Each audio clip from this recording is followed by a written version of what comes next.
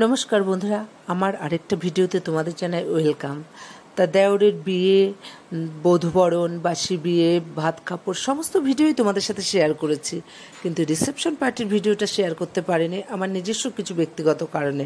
তার জন্য তোমাদের কাছে আগেই ক্ষমা চেয়ে নিচ্ছি। তা আজকে তোমাদের সাথে আমি আমার দেওরের রিসেপশন পার্টির ভিডিওটা শেয়ার করব। আর দেখো, সেজে গুজে মাথায় ফুল দিয়ে একদম রেডি। আমি সাজতে ভীষণ ভালোবাসি, যদি আবার হয় নিজেদের বাড়ির বিয়ে তাহলে তার কোনো কথাই নেই।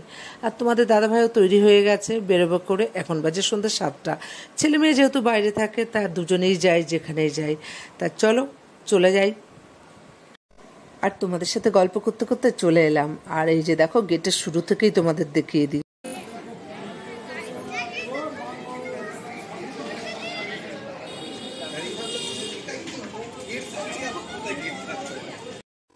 আগের ভিডিওগুলোতে যদিও আমার দেওর যাকে দেখেছো, তবুও রিসেপশন পার্টিতে যে দেওর জায়ের ফটো দিয়ে টানিয়েছে সেটা তোমাদের দেখিয়ে দিলাম।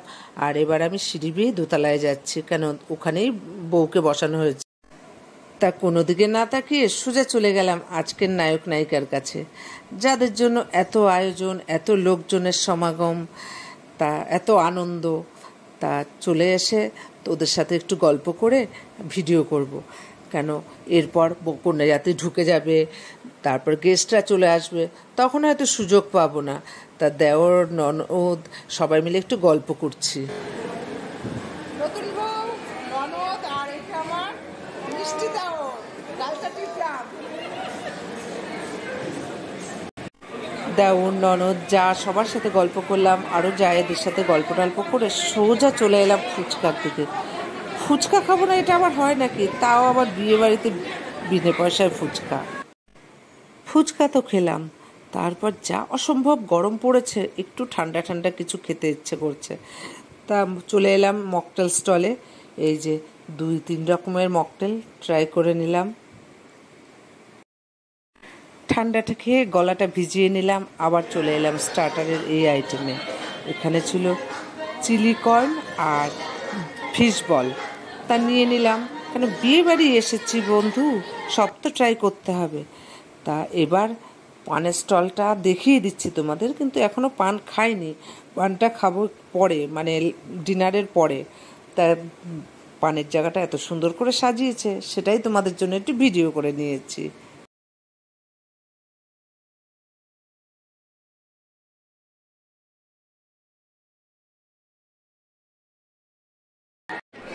তার স্টার্টারে যা যা আইটেম ছিল সমস্ত কিছু টেস্ট করে নিলাম। আর এই যে ভাগ্নে আর ভাগ্নে বউর সাথে একটু ভিডিও করছি, কেন সব এক এক করে আত্মীয় স্বজন আছে, সবার সাথে কথাবার্তা বলছি। কারণ এখন যে আমাদের ব্যস্ততম দিন, কেউ কারো বাড়ি যেতে পারি না, একমাত্র অকেশনে সবার সাথে দেখা হয়। আর এই দিকে দেখো, বলতে বলতে কন্যাযাত্রী তত্ত্ব নিয়ে ঢুকে পড়েছে।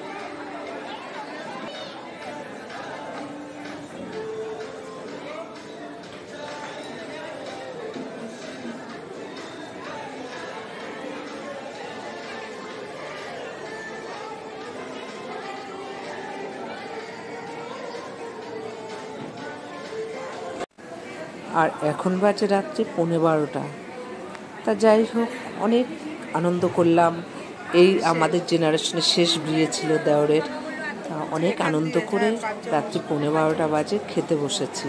আর এত অসহ্য গরম লাগছে, কি আর বলবো, সমানে ঘেমে যাচ্ছি, মানে আর ভালো লাগছে না। মনে হচ্ছে যে এখন একটু বসে একটা জায়গায়, বাড়ি গিয়ে একটু রেস্ট নিই। তা যাই হোক, এই যে সবাই মিলে খেতে বসে পড়লাম। আর কি বলো তো, এত ভিড় তো তোমাদের খাওয়ার সময় ভিডিও করতে পারবো না বলে এই যে মেনু কার্ডটা দেখিয়ে দিলাম, দেওর আর জায়ের ছবি দিয়ে মেনু কার্ডটা। তা দেখে নাও তোমরা, আর ভিডিও করতে পারবো না।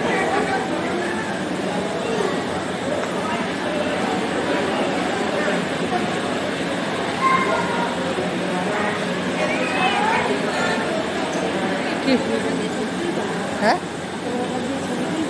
না না, আর করতে যাবো না, কে দেবো ওই ফটোগুলো, আর পাবো না। হ্যাঁ, বললেই হোয়াটসঅ্যাপ করে দিয়ে দেয়। সে তোমরা, সে রাজু না রনির। ওটা দেবে না, এরা দেবে। হ্যাঁ,